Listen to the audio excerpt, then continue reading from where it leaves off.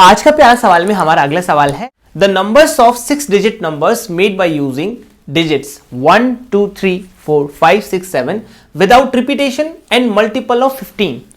मतलब आपके पास में यहां पे दिए हुए हैं 7 डिजिट्स और आपको 6 डिजिट का नंबर बनाना है जो कि किसका मल्टीपल हो, 15 का मल्टीपल हो। मतलब बेसिकली आपको मल्टीपल ऑफ 15 चाहिए। क्या चाहिए? Multiple of 15। तो मल्टीपल ऑफ 15 लाने के लिए क्या करना पड़ेगा?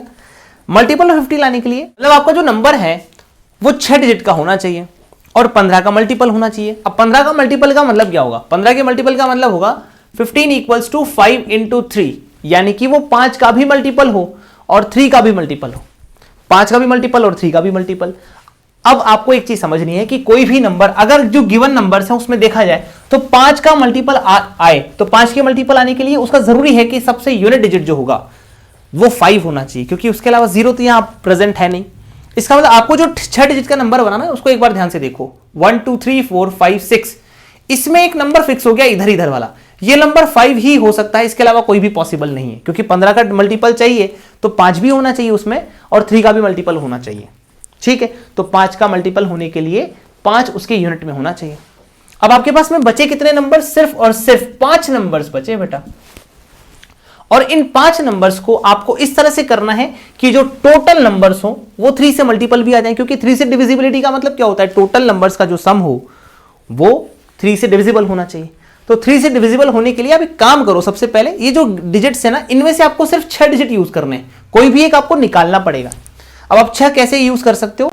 तो सबसे पहले आप देखो कि इनका सम कितना है। इनका सम अगर आप करोगे तो 1 2 3 3 6 4 10 15 21 और 28 है। सम है इनका 28। आपके काम आएगा ना ये 28 है सम। अब सोचो 28 अगर सम है तो आपको इनमें से एक नंबर निकालना पड़ेगा और एक नंबर निकालने के बाद जो सम आए टोटल वो 3 से डिविजिबल होना चाहिए। अब सोचो 28 में से क्या नंबर निकाले कि टोटल सम जो है वो 3 से डिविजिबल है। तो आप सबसे पहले एक नंबर ही निकाल दो। अगर आप 1 निकाल दोगे तो आपके पास में सम कितना आएगा? v exclude 1। अगर आप 1 को हटा देते हो तो आपके पास में सम कितना आएगा बेटा? सम आएगा 27। सम 27 आ गया तो 3 से डिविजिबल हो गया और आपने यूनिट डिजिट 5 कर दिया तो वो 5 से डिविजिबल हो गया। अल्टीमेटली ये नंबर 15 से डिविजिबल हो गया। तो मतलब आपने एक्सक्लूड कर दिया किसको? 1 को। इसके बाद आप सोचो सीधा आपको क्या निकालना पड़ेगा। अगर आप 2 निकालोगे तो काम नहीं बनेगा, 3 निकाल दोगे तो भी काम नहीं बनेगा, 4 निकाल दो तो सम कितना रह जाएगा? 24 क्योंकि आपको टोटल सम जो है वो 28 है, उसमें से एक नंबर निकालना पड़ेगा। 5 तो रखना है, बाकी कोई भी नंबर आप निकाल सकते हो अपने मन से। तो 4 आप निकाल दोगे तो सम कितना बचेगा? अगर आपने 4 को एक्सक्लूड कर दिया तो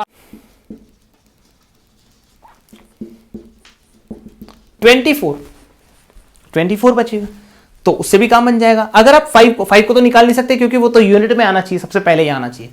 6 को निकाल सकते हो क्या? नहीं, 22 सम आएगा। 7 को निकाल सकते हो, यानी कि आप 7 को एक्सक्लूड कर सकते हो, तो उससे जो आपका सम आएगा वो कितना आएगा बेटा? 21। बस ये तीनों केसेस में आपको 3 से डिविजिबल नंबर मिल जाएगा और 5 से डिविजिबल तो है ही, क्योंकि 5 आपने यूनिट में बिठा दिया है। आपका काम हो गया, क्योंकि इसमें जो आपके नंबर बनेंगे वो 15 से मल्टीपल हो जाएंगे। 15 से मल्टीपल हो जाने चाहिए।